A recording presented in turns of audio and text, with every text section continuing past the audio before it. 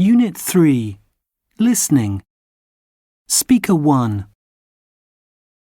I enjoy playing games while I'm on the move, so a handheld games console is perfect for me. I used to just use my smartphone, and there were some great games, but it was nothing like playing on a proper games console. The main difference is that my console has 2 screens which are touch sensitive. I'm not sure that you always need 2 screens, but it's nice to have them.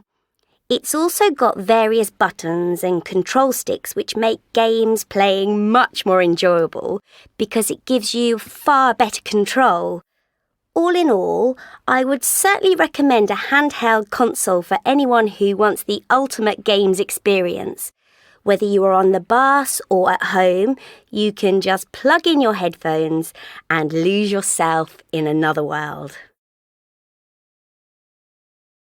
Speaker 2. I used to spend all my time on my games console. It's one of those state-of-the-art multimedia devices which you can watch films on and play music with. It connects to the internet, so you can also play games online. I was really into the first-person games, where you see the game world through the eyes of the character. And because you're playing online, you can interact with other players and their characters. I would spend hours playing those games and making plans with other gamers. The problem is they're so expensive that I only had about 3 games, and in the end I got bored of it. I really wonder if people think about the price of the games when they buy the consoles. Although they're great fun, the manufacturers just want to make as much money out of you as possible. Speaker 3. Computer games have moved on a lot since I was a teenager. In those days, there was no such thing as the internet or virtual reality, and the average games console was far less powerful than today's smartphones. That doesn't mean we didn't enjoy them, though. Mine was one of the original consoles, which you had to plug into your TV. It had quite a few games, but they were nothing like the ones on the modern consoles. I think it only had about 7 colours, and the characters were all made up of blocks. You couldn't really move through different worlds either. You just moved your character around the same 2-dimensional screen. That said, I tend to think that the simplicity of those original consoles was one of their best features. Speaker 4. My son has got a games console, which he spends all his free time on.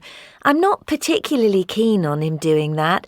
However, I can understand his interest because I'm also a big video games fan. Whereas my son tends to play sports games, my preference is for simulation games. You know, the ones where you have to build your own world with cities and people. What I like about it is that the game never ends. They're all based online, and when you turn off your computer, the virtual world keeps on going. The problem is that there's always the temptation to check it to see how your world is. Sometimes I check it when I should be working, and I don't think my boss would be very happy about that. Speaker 5. My brother has been talking about getting one of those virtual reality headsets. He reckons that they're the future of computer games. Apparently, you can get some really cheap ones that are made out of cardboard. You simply attach the headset to your smartphone and then you download a special app. The thing is, I've been reading about these games and they don't sound that great to me. In fact, most of them just involve looking around very basic virtual landscapes. To be honest, I can't imagine why you would want to do that. Why not just look around a real landscape? Another problem I've read about is that lots of users have reported getting headaches and feeling sick. My brother seems very enthusiastic about getting one, but I'd be surprised if he actually enjoyed it.